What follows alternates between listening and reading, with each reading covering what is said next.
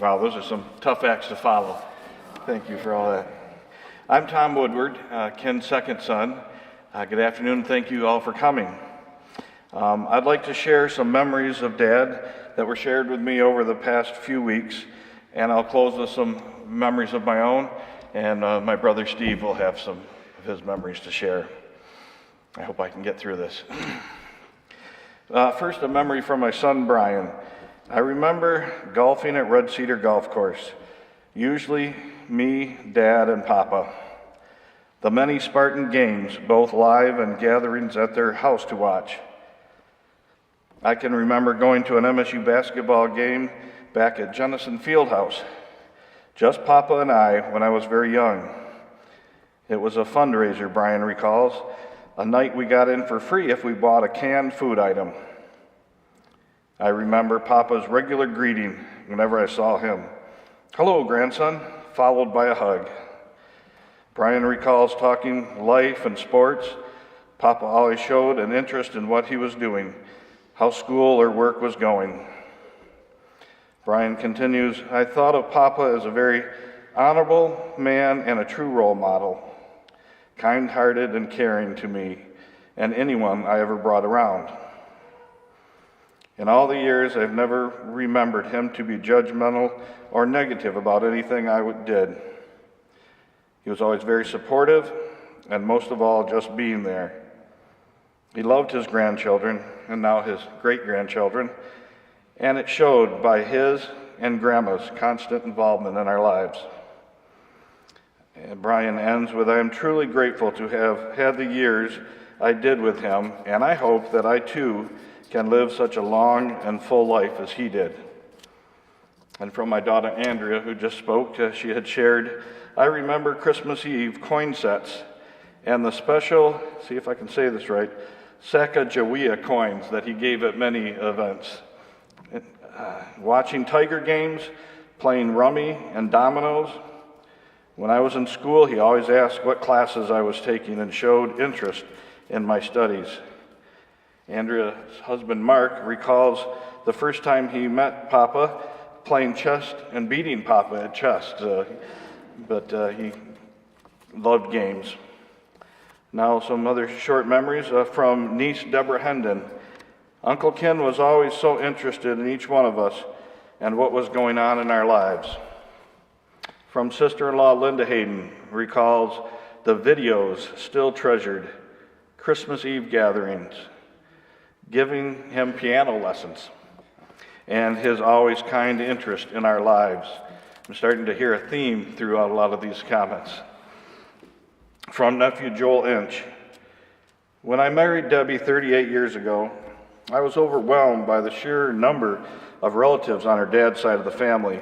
I came from such a small family. I remember my first trip to Lansing and meeting my Uncle Ken. He made me feel so welcomed and a part of the family and important. I immediately felt at home because of him and almost wanted to be a Spartan. Almost."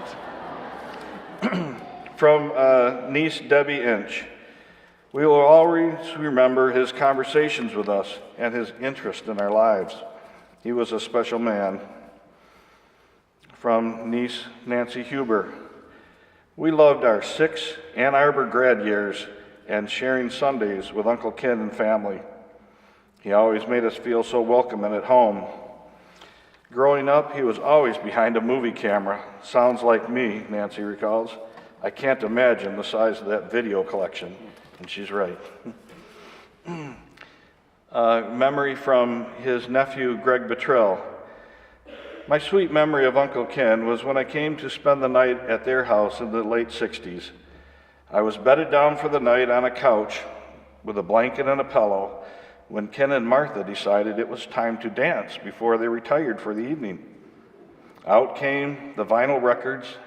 The needle rested on the grooves of the recording. The music was a waltz. I remember being shocked and embarrassed by being there as they floated around the room. The room was small, but it didn't matter. Their eyes were fixed on one another. Footsteps gracefully followed each other.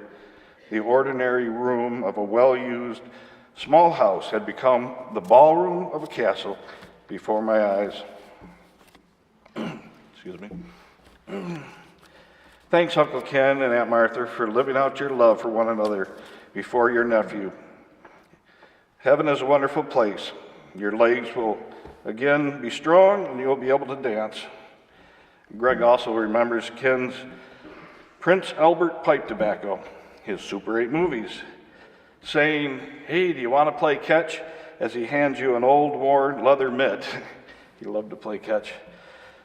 And he remembers the whole Woodward family sitting close together in the station wagon as this man talked and shared a humor all his own. And in closing, I'll share a few of my own memories.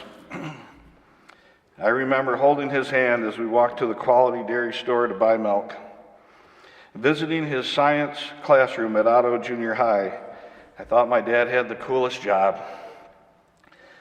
Dad was also an assistant Boy Scout leader, and I recall frequent visits from other scouts coming to our house to earn their government merit badge.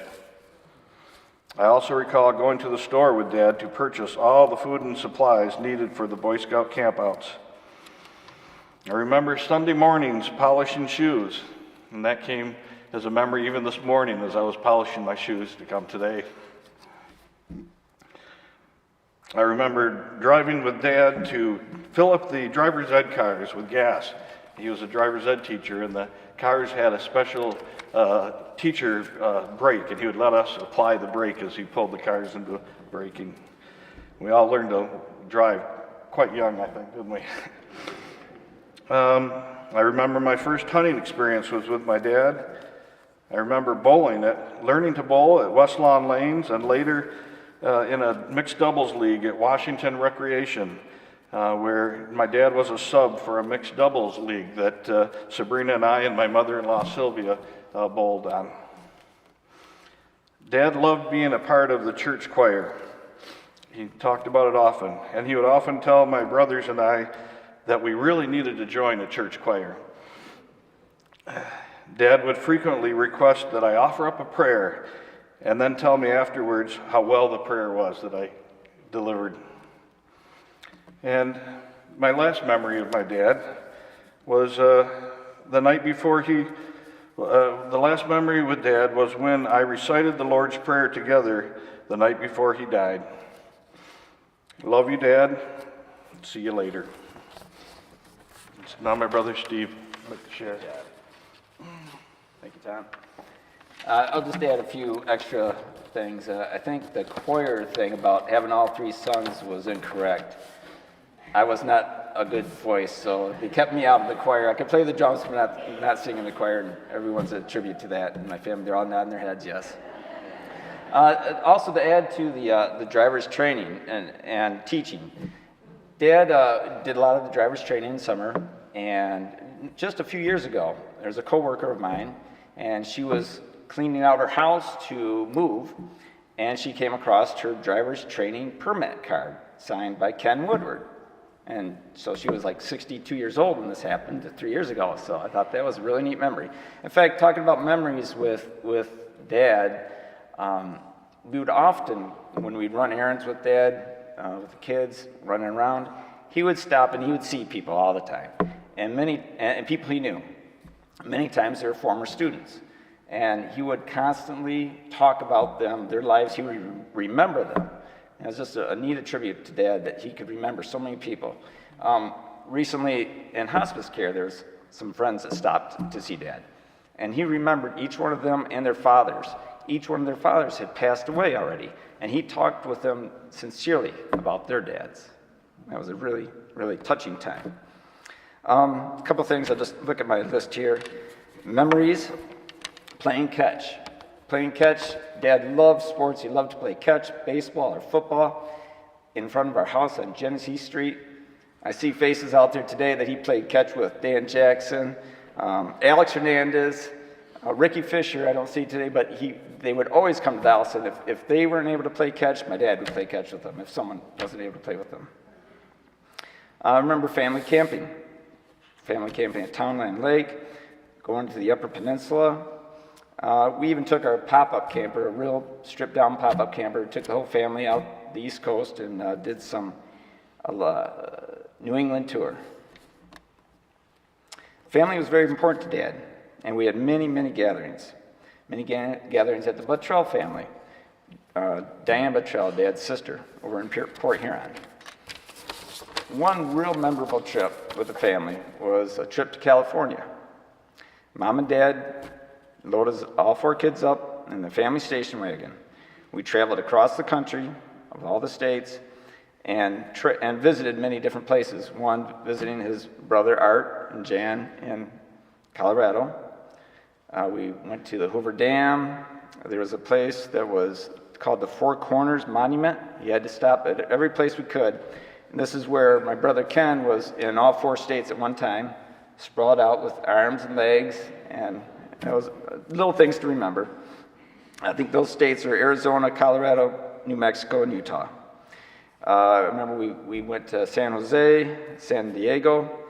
What took us out to California was Dad was taking additional college classes out in San Jose State. Was it to work toward his master's degree or just extra school credits? And so we rented a house out there for 6-8 weeks, something like that, and we did a lot of trips and a lot of travels out there in California. One of the other memorable trips of that time, or a day trip, was we went to Tijuana, Mexico. That's a story in all itself. It's very.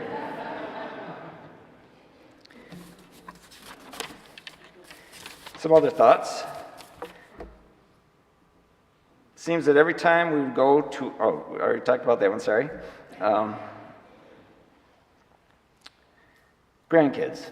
Dad and Mom always active with the grandkids' lives. They would participate and go to events, baseball games, football games, dance recitals, hockey games, church programs, volleyball games, school concerts from elementary, junior high, high school, and college. They would be at every single one that they could. Dad also enjoyed, which was mentioned already, about playing chess and cribbage. And I believe he taught every one of the grandkids how to play chess. Attending MSU games, Dad loved to go to the MSU stadium, and he never complained when they lost, which they lost a few times.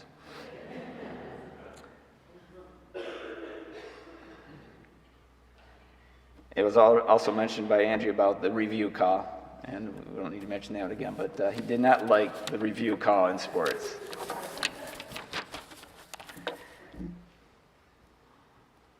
Fast forward to today. While he was in hospice, he would remind us, have you found my folder?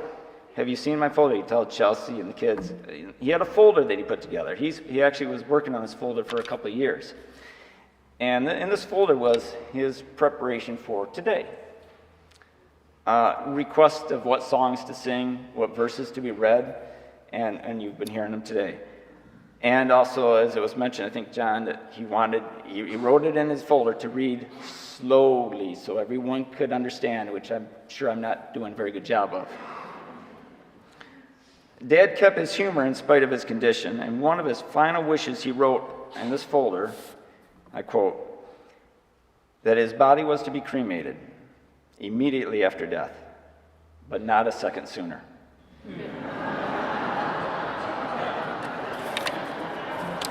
Rest in peace, Dad.